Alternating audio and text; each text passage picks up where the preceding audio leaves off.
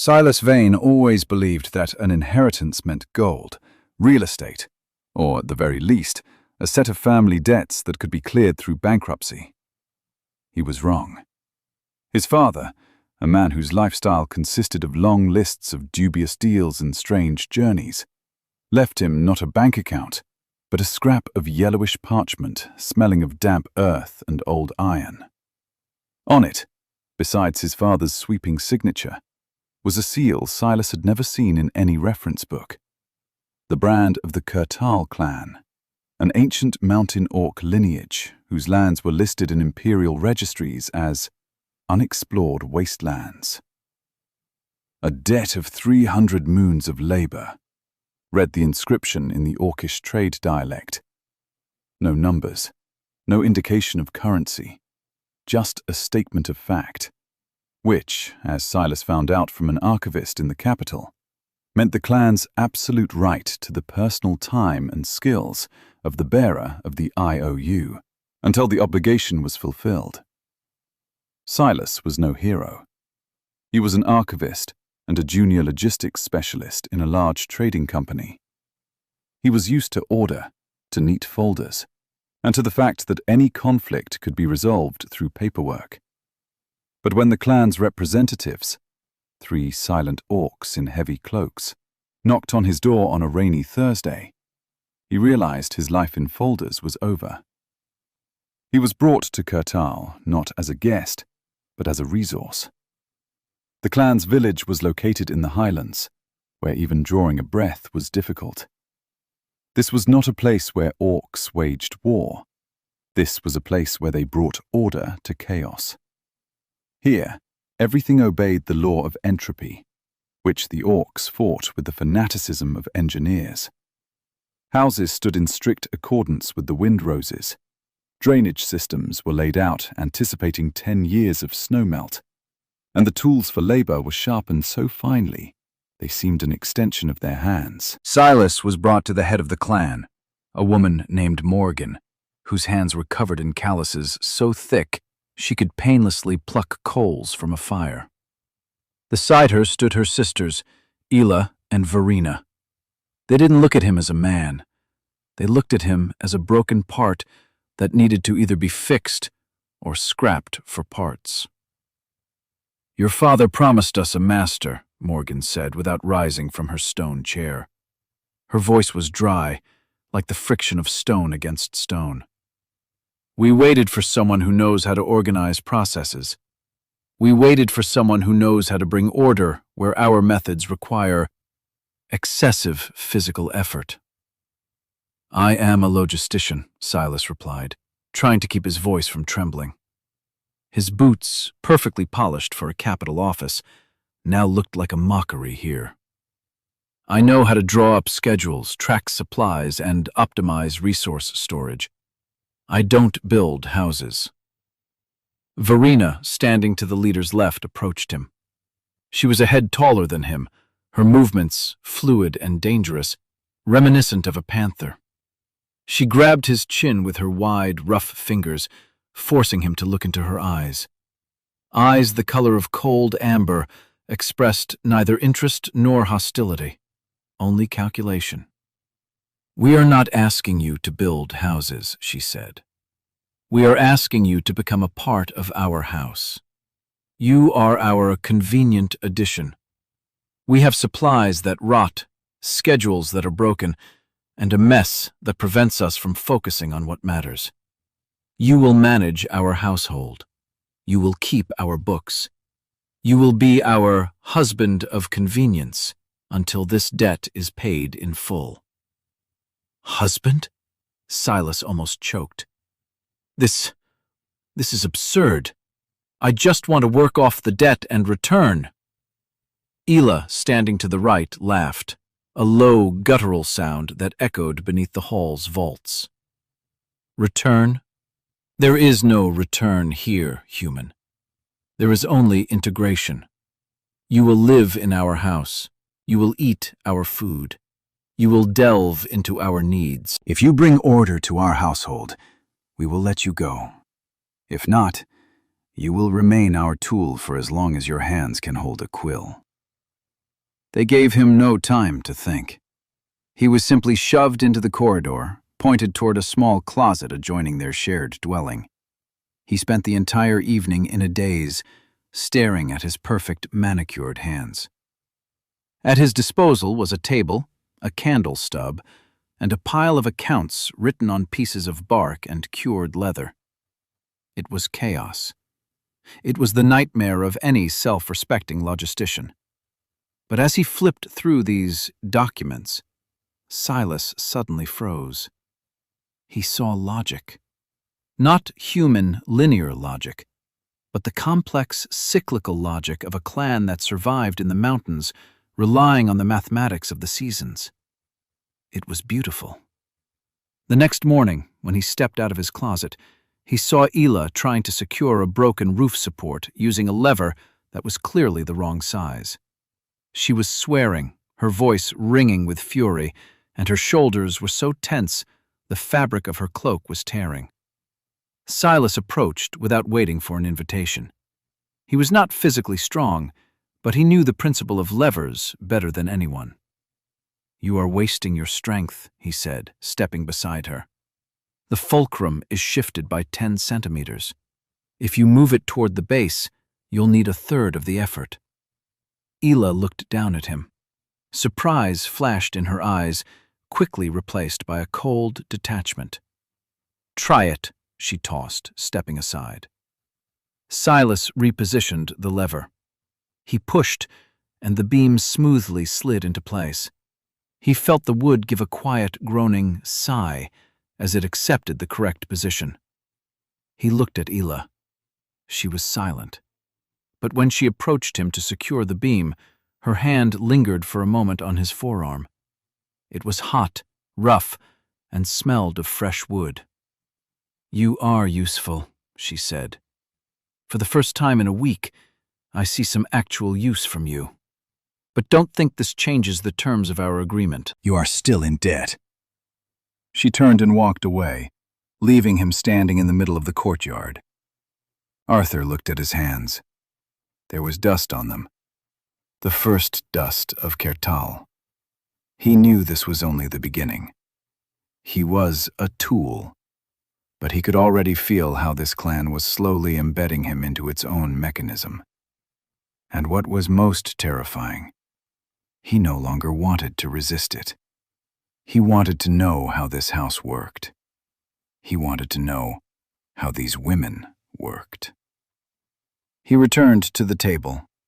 He had to sort out a year's supply of provisions, and now, looking at the bark with its scribbled records, he didn't see chaos. He saw the blueprint of their lives, and he was ready to do everything to make this blueprint flawless. He picked up the quill. His first entry in the clan's ledger was simple. Accepted into management. Object requires optimization. Silas Vane began his journey to becoming something more than just a debtor. He began his journey to becoming their husband. And this time, logic was on his side. 3 weeks passed, and Silas's life turned into an endless process of calibration. He was no longer just a clerk locked in a closet with bark and charcoal. Now his days were dedicated to proving his worth in a world where any word not backed by action was considered an empty sound. In Cradle, status was determined not by hierarchy, but by how much your labor reduced the level of entropy in the shared home.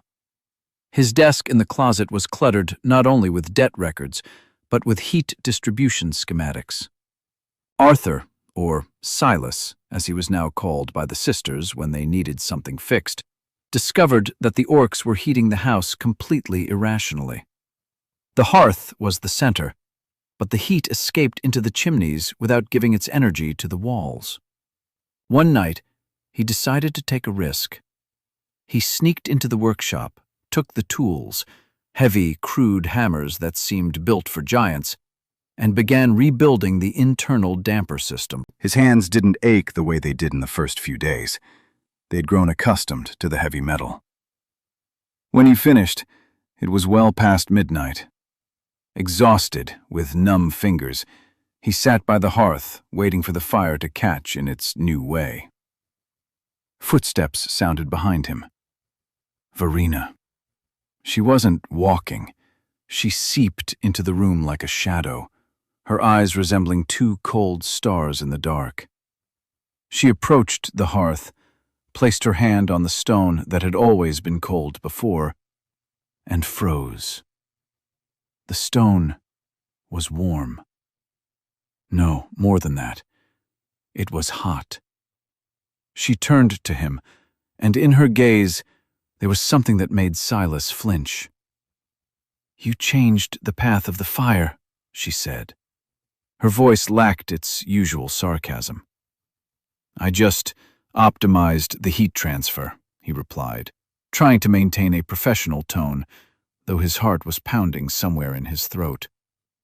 "Now the walls themselves will act as a thermal accumulator. You won't need to burn as much wood before dawn." Verena slowly approached him. She was taller, and her aura of strength was as overwhelming as an approaching storm front. She stopped so close that he could smell the scent of dried juniper radiating from her. "My father spent years trying to do this," she said, touching his cheek with the back of her hand. Her fingers were as rough as sandpaper, but the touch was unexpectedly gentle. "You did it in one night. You are a dangerous man, Silas Vane. You change the foundations without waiting for permission." "It's not a violation of the rules," Silas swallowed hard, feeling how her proximity was shutting down his capacity for logical deduction. "It's simply a solution to a problem." "You are our convenient addition," she whispered, leaning down to his lips. "You solve problems we haven't even had time to start arguing about. You make our everyday life predictable, and we fear predictability." She kissed him, not like a woman asking, but like one taking what she considers hers by right. It was a kiss full of bitterness and power, a kiss that demanded his submission. Silas didn't resist. His hands naturally found their way to her waist, hard, narrow, encased in leather. In that moment, he realized that his logistics was not just numbers. It was the ability to connect the unconnectable. He wasn't here just to pay off a debt. He was here to become the exact missing piece they needed. "Why don't you call the others?" he asked when she pulled away for a second. "Ella is on patrol. Sella is checking the supplies." Verena pressed against him again, her breath hot. "But they know. They all know what you did tonight. They feel the heat of the walls. In our clan, joy isn't shared in words. It's shared in actions." She began to unbutton his shirt. Her fingers, accustomed to rough work, were surprisingly deft. Every button that fell to the stone floor sounded to him like the strike of a bell. Silas felt his system completely losing control. Logistics, plans, reports, all of it burned up in the fire he had redirected himself. "You are my debt," she whispered in his ear, and he felt her sharp teeth against his skin. "And I intend to collect it in full." She pushed him down onto the furs next to the hearth. It wasn't tenderness. It was work. She studied his body as intently as he studied her ledgers. She searched for his vulnerabilities. She learned upon him as if he were the most complex project of her life. And Silas, let her. He allowed her to re-tailor him, feeling his former, proper life crumble to dust beneath her hands, making room for something far more fundamental. He felt her strength, primal, indomitable, yet incredibly attentive to his reactions. He was in the hands of a woman who knew no self-pity and had no intention of showing any to him now. But this was exactly what he needed. To be a tool in the hands of someone who understood the structure of the world was the height of bliss. When everything went quiet, and only the crackling of wood in the hearth served as a reminder that life went on, Verena lay beside him, her head resting on his chest. She looked at the walls, which were now radiating heat according to his blueprints. "You are a good master," she said, and it was the highest praise one could hear in Cradle. "Very good. But you still don't understand what you've gotten yourself into." "Into a debt?" he asked, feeling his heartbeat gradually falling into resonance with hers. "Into a life," she answered. "Into a life where every day is a construction site, and every night is the payment for staying alive." She stood up and, without looking back, walked away into the dark corridor. Silas lay there, staring at the ceiling. His body burned, his mind was emptied, but for the first time since arriving, he didn't feel obligated. He felt occupied. Occupied with something important. The next morning, he was awakened by a noise in the workshop. It was Ela. She stood at his workbench, looking at the changes he had made to the hearth's design. "It works," she said as soon as she saw he had opened his eyes. She didn't smile, but her gaze, there was no more coldness in it, only anticipation. "You saved us 3 wagon loads of wood. In mountain calculations, that means we'll survive the winter without losses." "I'm glad," Silas said, getting up. "Don't be glad." Ela walked up to him, and breaking all boundaries, pinned him against the wall. "Joy is a weakness. You must think about how to reinforce the next structure. But before you pick up the hammer..." She kissed him, just as demandingly as Verena, but with a different undertone. It was a kiss of ownership. "You are ours," she said, looking into his eyes. "And we will not tolerate anyone else using your blueprints. You will build only for us. Understood?" "Understood," Silas replied, feeling the ring around him closing even tighter. And he truly understood. He was no longer an appraiser. He was part of an architectural plan laid down before he was even born. And he was ready to spend his entire life bringing this plan to perfection. The moon counter kept ticking, but now each day was for him not working off a debt, but a new page in the book he was writing alongside them. A book where there was no turning back, only forward, toward a new foundation, toward a new life, toward what they would call their home. In Cradle, anything that brought no utility was considered either ballast or an aesthetic excess. Silas, accustomed to city standards where aesthetics often took precedence over functionality, felt his worldview being ground in the millstones of this way of life. His 3rd week in the sisters' home became not just a learning experience, but a process of forced mental reprogramming. His days turned into an endless series of tasks. Sella, whose role in the clan had been the least comprehensible to him at first, turned out to be the harshest overseer. She was responsible for what Arthur called the energy balance of the settlement. To him, this meant the distribution of resources: grain, dried meat, firewood. To Sella, it was something more. She ensured that the life force of the house didn't leak out in vain. "You count in kilograms," she told him one morning when they were checking the condition of the granaries carved directly into the mountain's body. She pointed to the sacks of grain stacked in perfect tiers. "But you don't look at how they lie. If you stack them along the mountain's slope line, they will stay dry longer. This isn't physics, Silas. It's respect for the space." "It is physics, Sella," he countered tiredly, adjusting his hood as it slipped over his eyes. "The angle of inclination provides air circulation. It's standard ventilation." "Your standards our way to justify laziness. She took a step toward him, and in the narrow aisle of the granary he found himself pinned between her powerful body and the icy stone wall. You're constantly looking for ways to cut corners, save time, simplify the process. You came here to work off a debt, and you do it looking like we are an obstacle on your path back to a normal life. She pressed her palm against the wall next to his head. Arthur felt her breath, hot, smelling of pine needles and honey, brush against his face. In this confined space, saturated with the smell of grain, Sella seemed not just an orc sister, but the mountain itself taking the form of a woman. "I don't consider you an obstacle," he whispered, feeling his heart begin to beat in a rhythm he previously associated only with her presence. I'm not used to being here."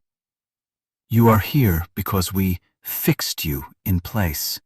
She traced the line of his jaw with her finger, her nail sharp as a scalpel. "You thought you were an outside observer, but you are a knot.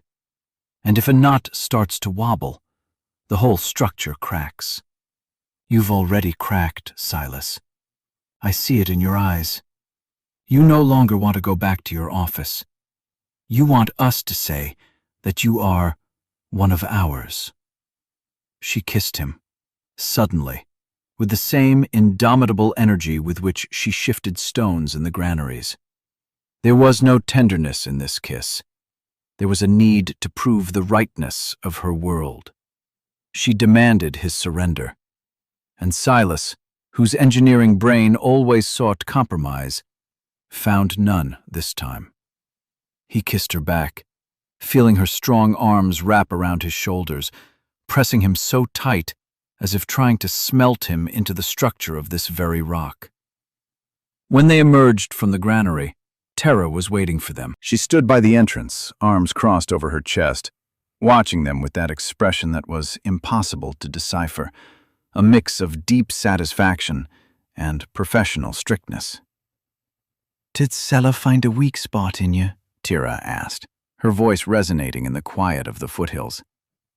"She found what I myself was afraid to admit," Arthur replied, feeling his pulse slowly return to normal. "Good." Terra approached and, without looking at him, adjusted the collar of his jacket.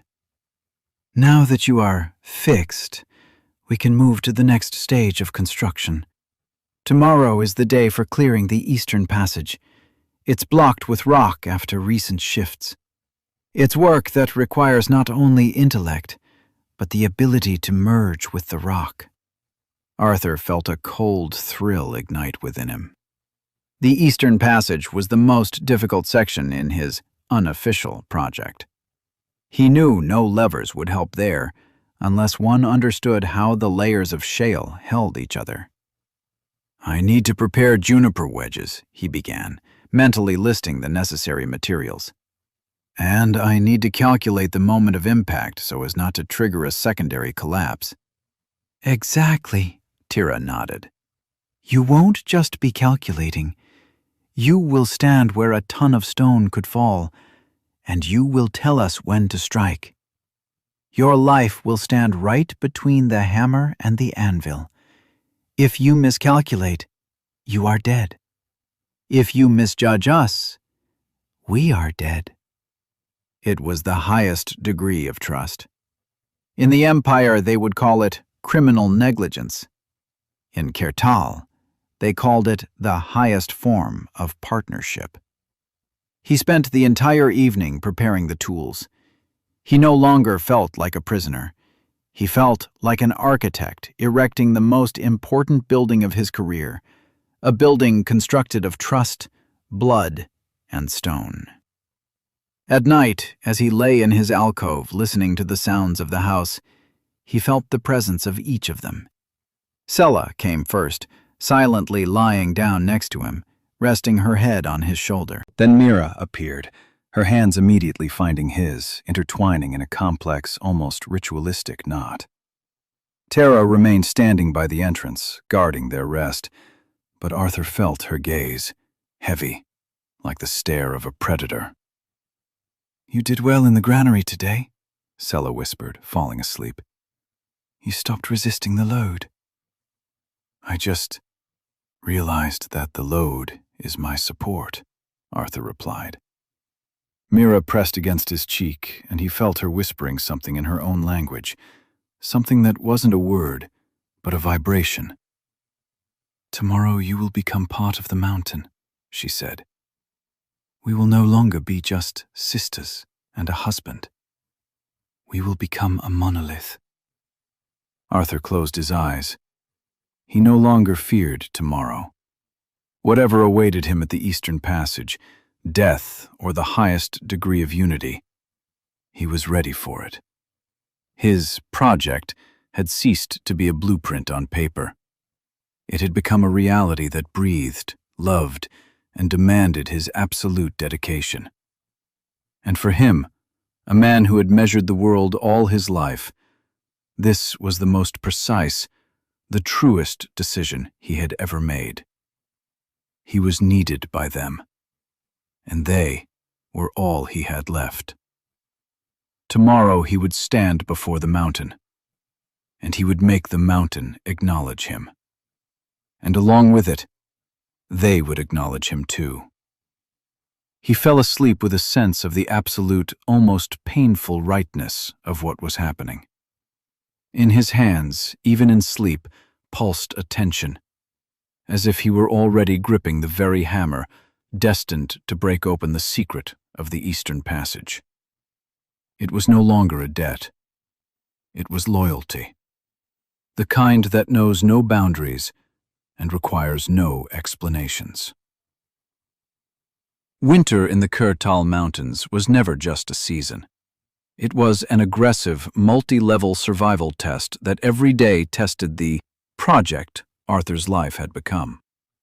By the end of the 4th month, he had stopped counting days by the Empire's calendar. Time was now measured by soil freezing cycles, the intensity of snowfalls, and the frequency with which the clan went into deep conservation mode. For a man accustomed to a predictable schedule, it wasn't just hard, it was destructive. But precisely in this destruction, he began to find something he had previously considered merely a theoretical abstraction: true structural integrity.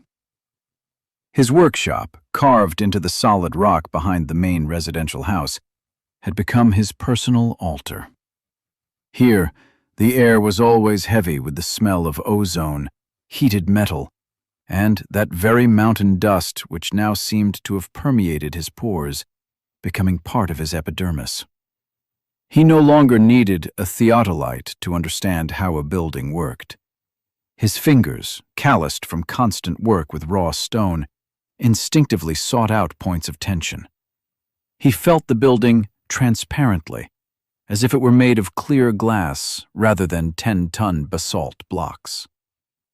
On this night, as the blizzard outside turned into a solid wall of ice shards, Arthur was working on a system of ventilation shafts for their main vault.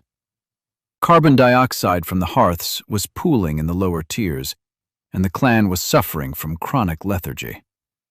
Arthur found a solution: to create a draft effect through pressure differential, utilizing the natural voids in the mountain.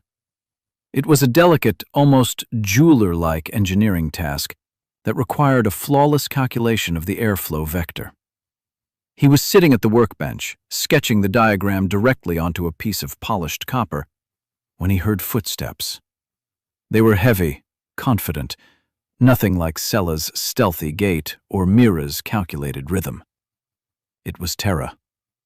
She walked in, shaking a thick layer of snow from her shoulders, and her presence instantly altered the temperature in the room.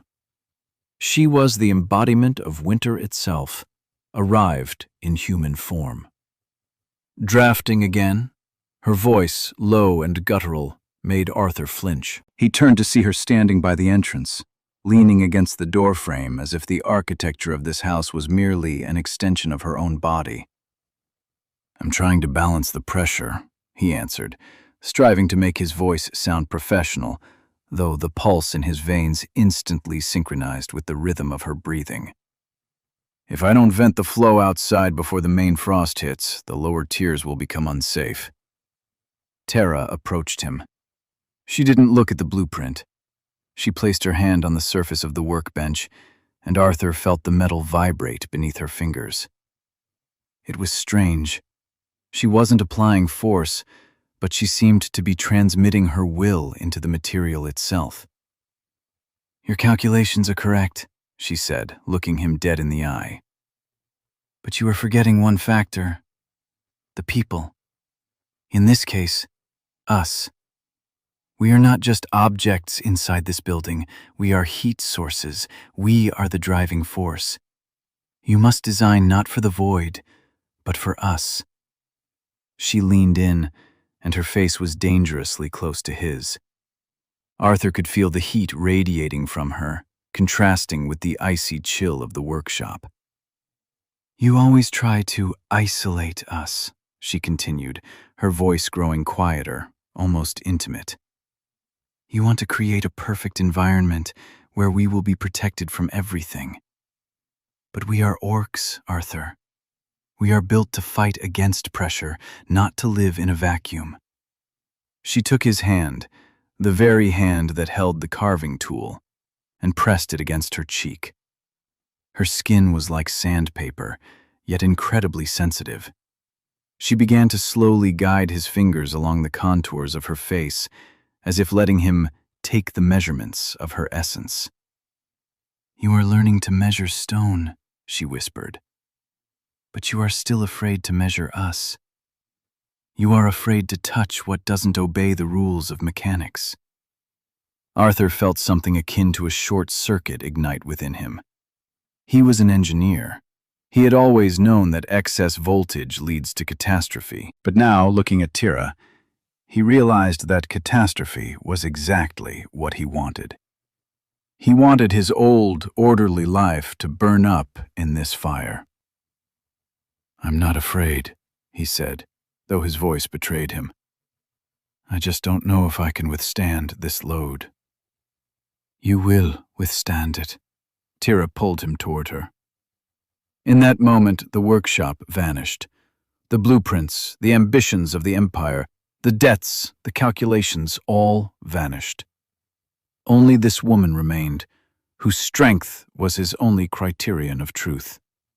When she kissed him, it was like falling into an abyss where the laws of physics ceased to apply. There was no structure in this kiss, only chaos demanding to be tamed. Arthur, who had spent his whole life trying to structure everything, now desperately tried to surrender control. And Tara accepted that control with the hunger of someone who had waited years for an architect capable of building something that could stand against the whole world. Mira and Sella appeared, as always, unexpectedly. But this time, there was no sense of observation in their presence. They were part of the process. Mira stepped up from behind, her cool hands resting on his shoulders, releasing tension he didn't even realize he was holding. Sella took a spot at the workbench, and out of the corner of his eye, Arthur saw her start drawing lines on his schematic, lines that seemed meaningless to him until he realized she was tracing their paths of movement inside the house. "You are designing a house," said Mira, whose fingers began kneading the back of Arthur's neck, forcing his head to tilt back. "We are designing you.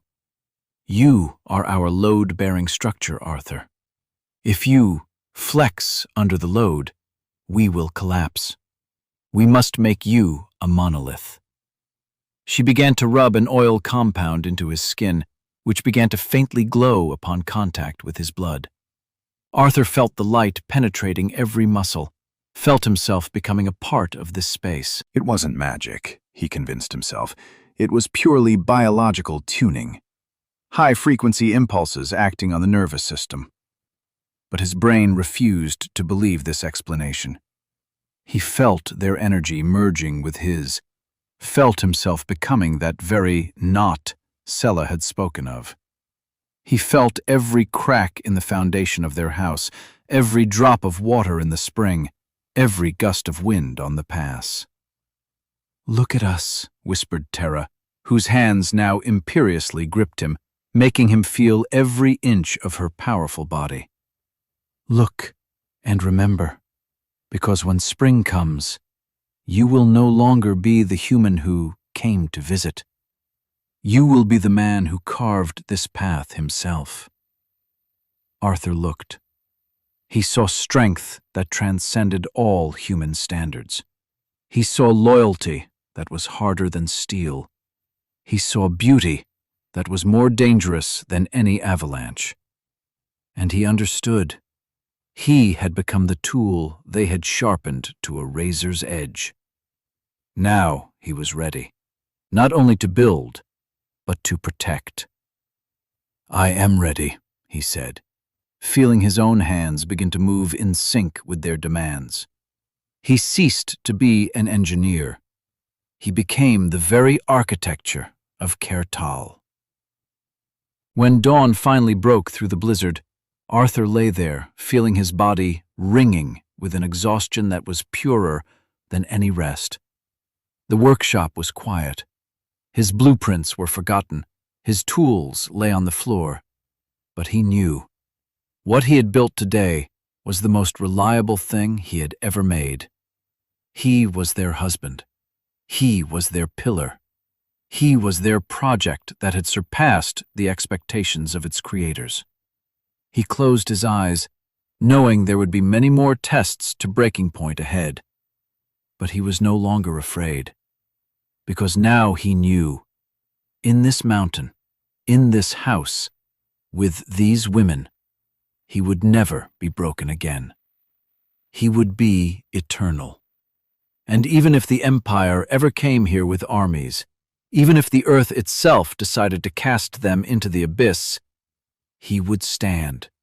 He would hold up this vault, because now he knew how to distribute the weight. For an engineer who had spent his life looking for meaning in cold numbers, it was the most important lesson. Happiness is not the absence of problems. Happiness is when you realize you are the very knot keeping the world from falling apart. And as they slept beside him, breathing in unison with the mountain itself, Arthur realized he would never return to his office. His office was here. His work was here. His eternity was too. He was completely synchronized. Now all that remained was to wait for spring, to test how their joint structure would withstand the first, most powerful strike of the meltwaters. But he had no doubts. He had calculated everything down to the smallest detail, and this time his mathematics were infallible. Part 3. Spring in Cradle didn't come with gentle warmth, but with the deafening grind of the waking mountain. Arthur, whose senses were now tuned to the frequency of tectonic shifts, was the first to realize the danger. His occupational deformation had reached its limit.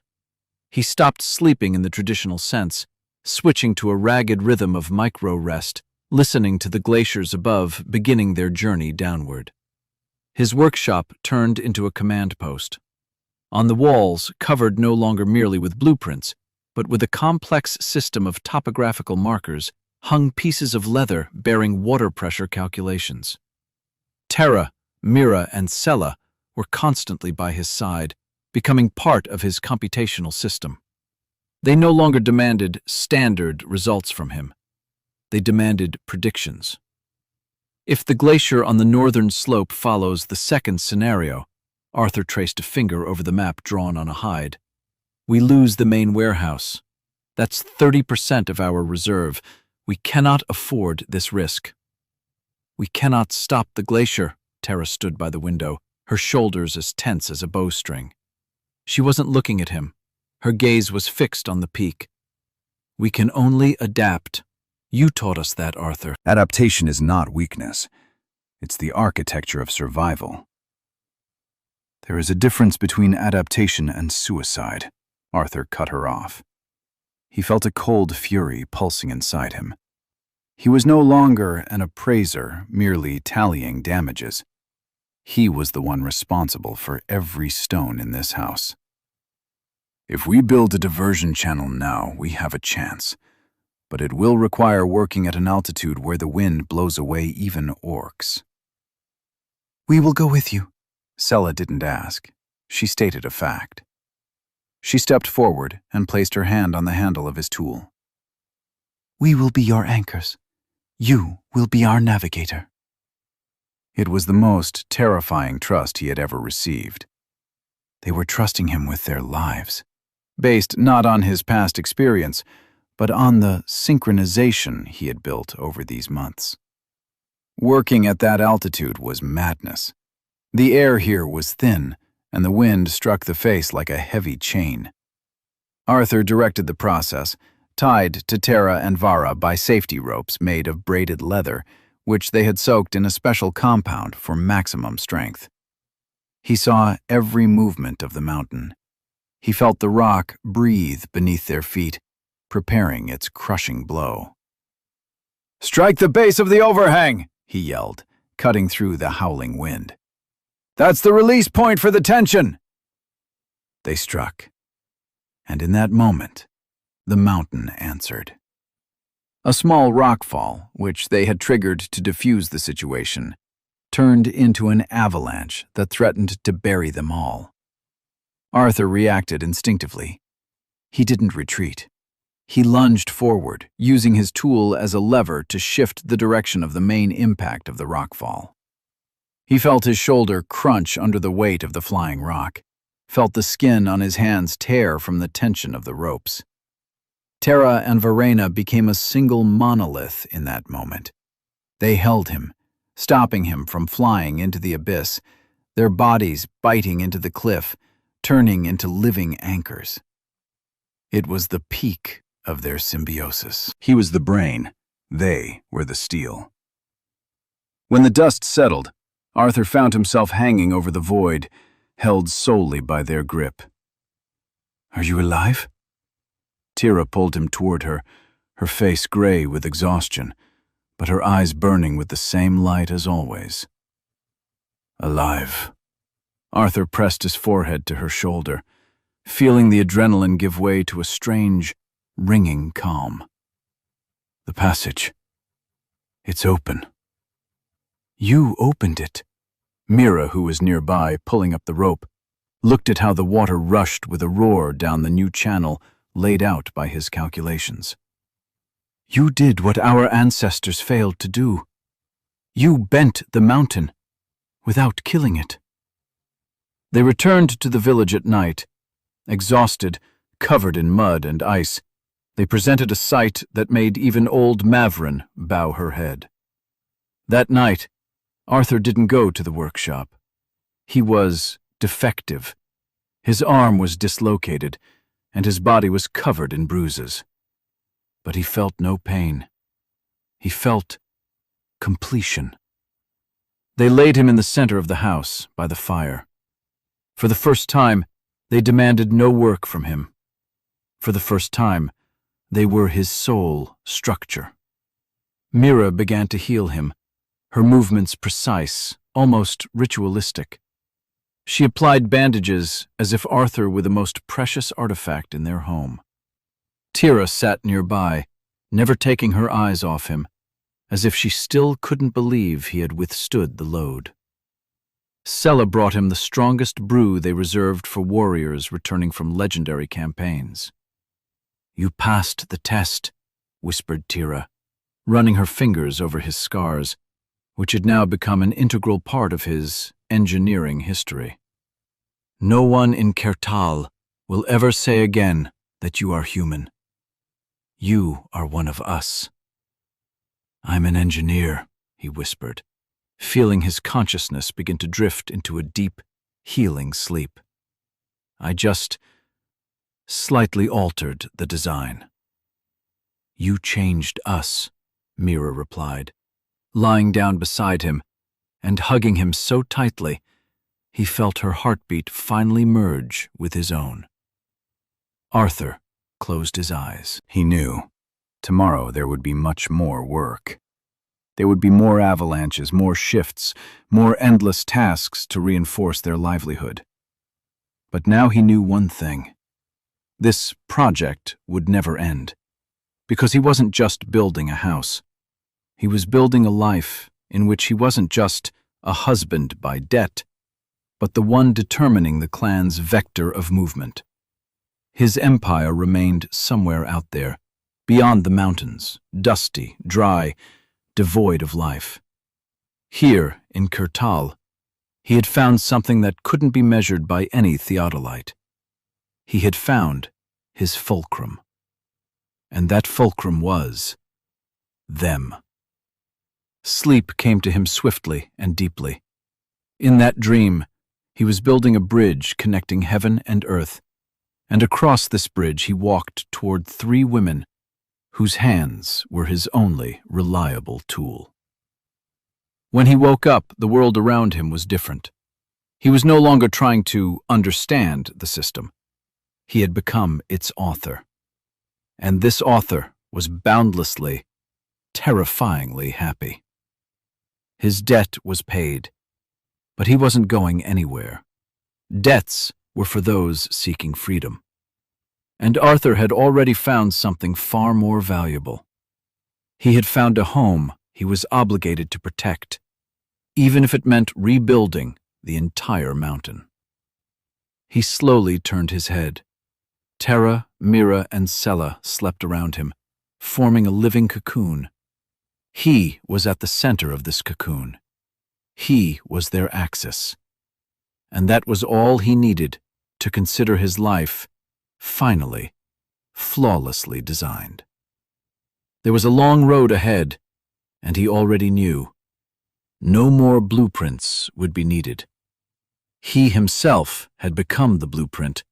They would continue drafting every day. Tomorrow, he muttered into the void, we will begin raising walls that will never fall.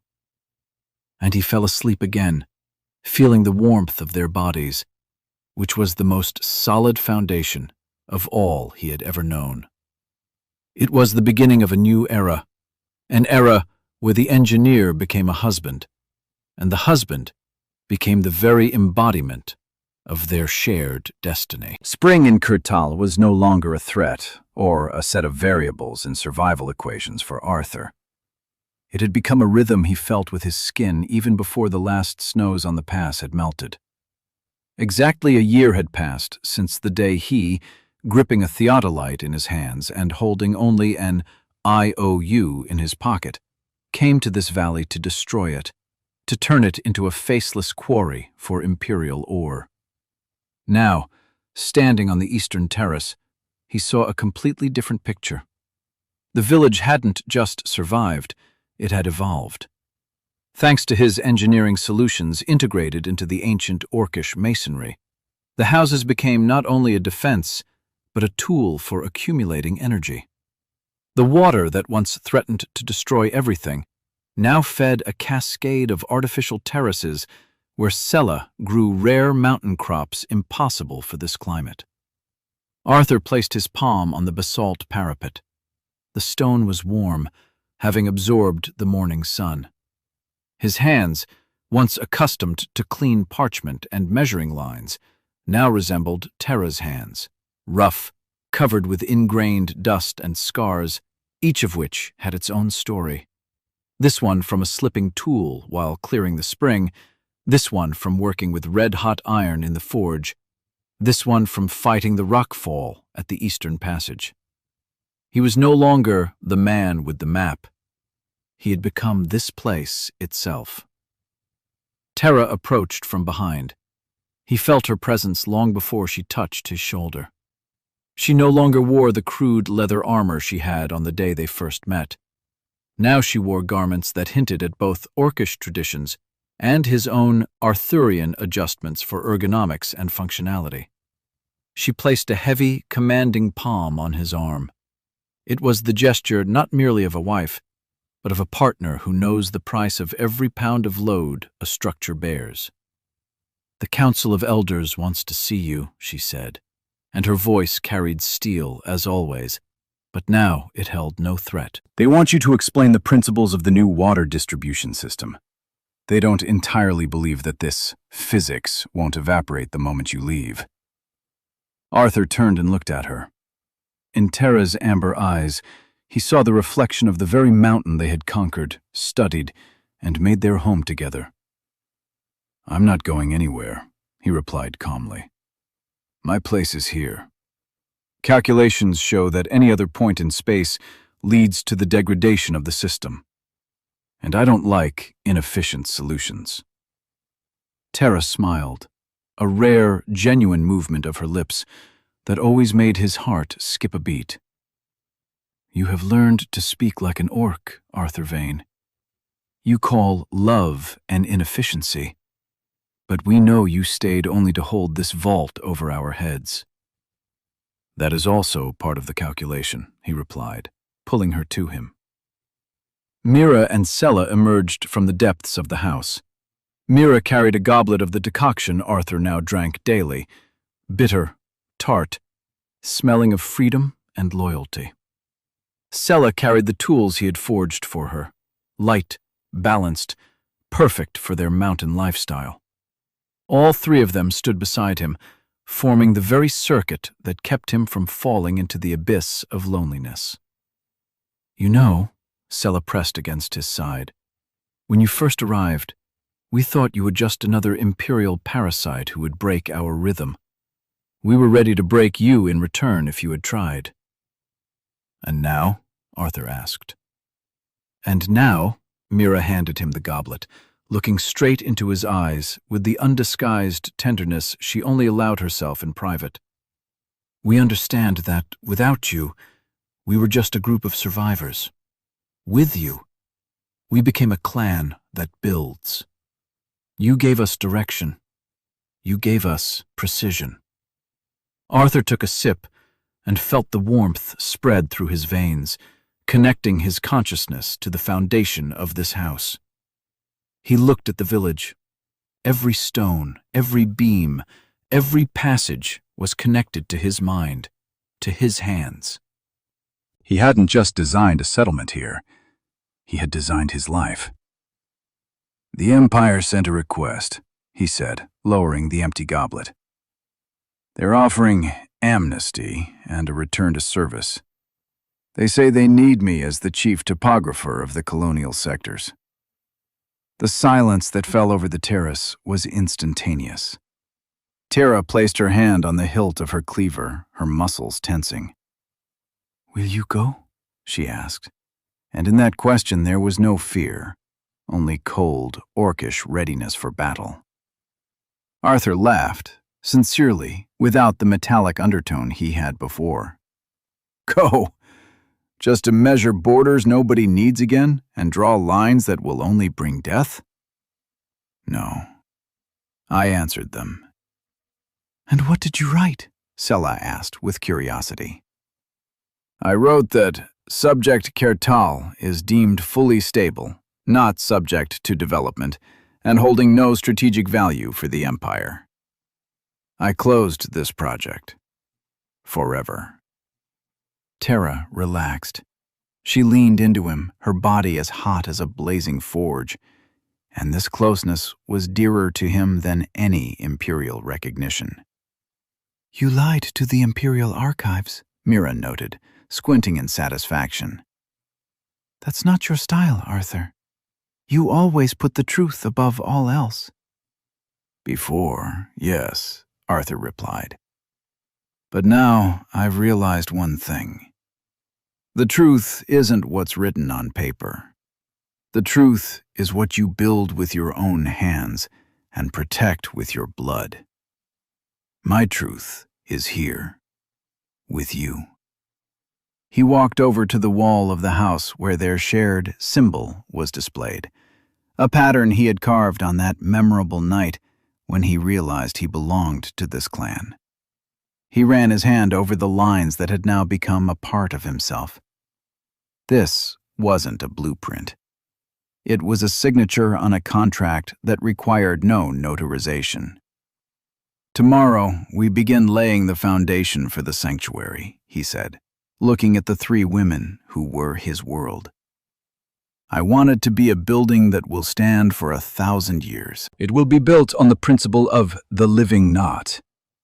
It will redistribute the load so that even the most massive shifting of the earth will only compact its foundation."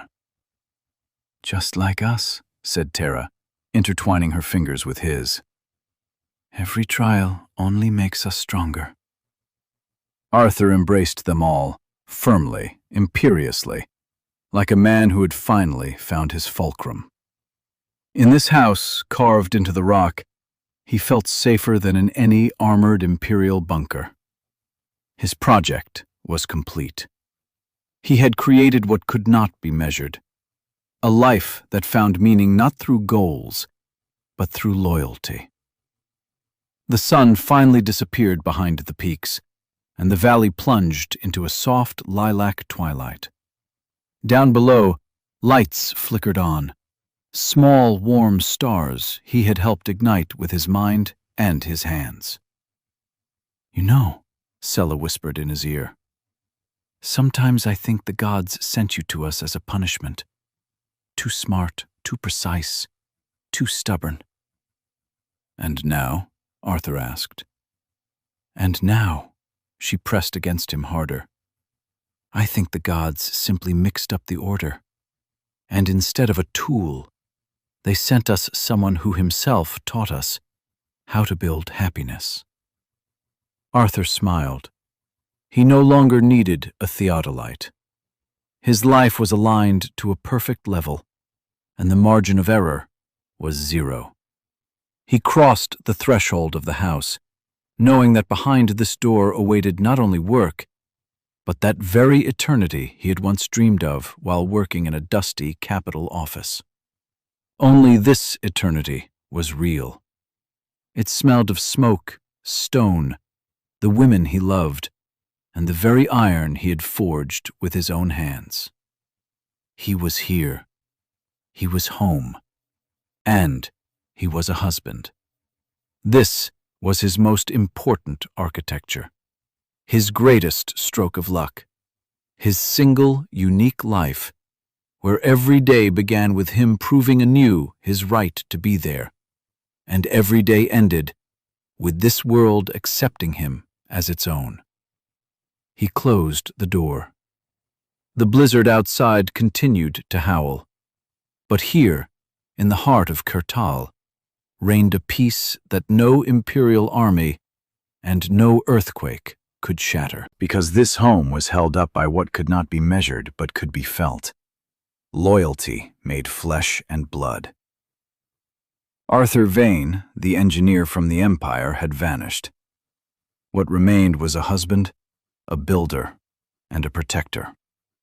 What remained was a man who had finally stopped building out of and started building for. And in this world, where stone was softer than a human heart, and debt was sweeter than life itself, he was truly free. Spring was coming into its own, and Arthur knew, tomorrow, there would be much more work.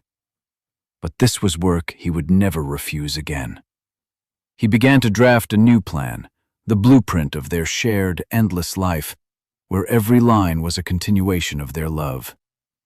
And this blueprint was perfect, flawlessly perfect. He hadn't just found his place, he had created it. And this foundation was eternal. They laid the first stone of the sanctuary at dawn, when the sky over Cradle was the color of diluted milk. Arthur didn't use winches or imperial lifting mechanisms he had once so eagerly drawn in his reports. They built the way their ancestors built, investing a piece of their weight and their pain into every block. Arthur felt the granite boulder he and Tara were hauling on ropes resist, as if it were a living creature. But at a certain point, he stopped perceiving it as a battle against matter. It was a dialogue. He knew exactly where the slack was hidden within this boulder, and when he gave the signal, Tara struck with such surgical precision that the stone settled into place with a hollow, satisfied thud. The ground beneath their feet answered with a slight tremor, confirming the structure was accepted. "You've learned to feel it without tools." Terra wiped the sweat from her brow, leaving a broad streak of stone dust on her skin. She looked exhausted, but in her eyes, Arthur saw the reflection of his own completeness. "Before, you would have pulled out a rangefinder to check the angle. Now you just stand here and know this house will stand for eternity." "Because I no longer measure it." Arthur touched the fresh masonry. "I feel it. Every crack here isn't a defect. It's a method of distributing the load that we created together." Mira and Sella walked up to them, carrying food and tools. They no longer acted like overseers. They were his crew. They were his family. And what was strangest of all to Arthur, he no longer separated these concepts. In their world, work, love, duty, and life itself were all the exact same process, a continuous act of creation. "You've stopped writing your reports for the Empire," Sella noted, handing him a bowl of water. "You burned them all last night, right?" "I burned my past life," Arthur replied, feeling a peace spreading within him that no money in the metropolis could buy. "The reports were just an attempt to prove to myself that I existed. Now I don't need to prove anything. I exist because I am here." They sat on the newly laid foundation, basking in the rays of the morning sun. It was the simplest, most earthly picture one could imagine. 4 beings who had found a way not just to survive in the harsh mountains, but to build their own orderly world within this chaos. Arthur looked at his hands. They were rough, scarred, without a drop of that office softness he had once prized so highly. And it was right. These hands could hold up vaults, could heal, could caress in a way no other human on this earth could. "What will we do when the sanctuary is finished?" he asked, addressing all 3 of them at once. Terra smiled, slowly, deeply, revealing her tusks, which no longer seemed threatening to him. She was the embodiment of protection. "When we finish the sanctuary, we will start building a school. We will teach our children how to combine your mathematics with our strength. We will build a generation that will fear neither the Empire nor the mountain." "You will become their mentor," Mira added, resting her head on his shoulder. "You will teach them to see not only what is on the surface, but what is hidden in the depths. You will teach them to measure the world so that it doesn't break beneath their feet." "That will be the most complex project of my life," Arthur laughed. "I hope I'll have enough material." "There will be enough material," Sella pressed against him from the other side. "The main thing is that we have someone who can create something from this material that will withstand the ages." Arthur looked out over the valley.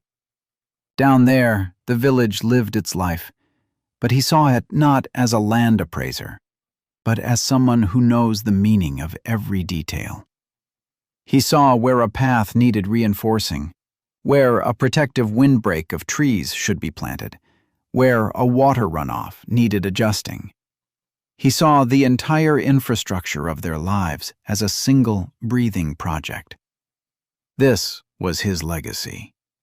His debt that had transformed into a gift. He was no longer a stranger. He was Kertal. As the sun began to lean toward sunset, painting the cliffs in colors he had once seen only on canvas paintings in the imperial capital, he stood up. He looked at the 3 women who had chosen him, corrected him, and made him a part of themselves. He realized his life was not a straight line going from point A to point B. It was a knot. A complex, tangled, incredibly strong knot that could only be severed, but never untied. And he had no desire to untie it. "Let's go," he said, picking up his hammer. "We have one more row of stones left before dark." They worked together, in sync, in a unified rhythm understood only by the four of them. And if anyone had watched them from the outside, this strange human in orcish garments and 3 orc women moving with the grace of dancers, they would never have understood that here, in the very heart of the impenetrable mountains, something was being built that no empire in the world could achieve. They were building eternity. And as their hammers rang against the stone, Arthur Vane knew his project was a success. He hadn't just found his place. He had created it with his own hands. And this foundation was so strong that even when they were gone, even when the mountains crumbled to dust, their shared creation would remain within the very structure of the universe. He was a husband. He was a creator. He was home. And that was more than enough. The rest of the world could disappear. He wouldn't even notice. Because his world, his universe, his single true blueprint was right here, in these hands, in these eyes, in this heart, which had finally stopped being a tool and become life. And when the final stone slid into place, Arthur felt the mountain accept him definitively. He closed his eyes, soaking in the moment, knowing that ahead lay an infinite number of days filled with labor, intimacy, and that same inexpressible, rock-solid joy he had found only here.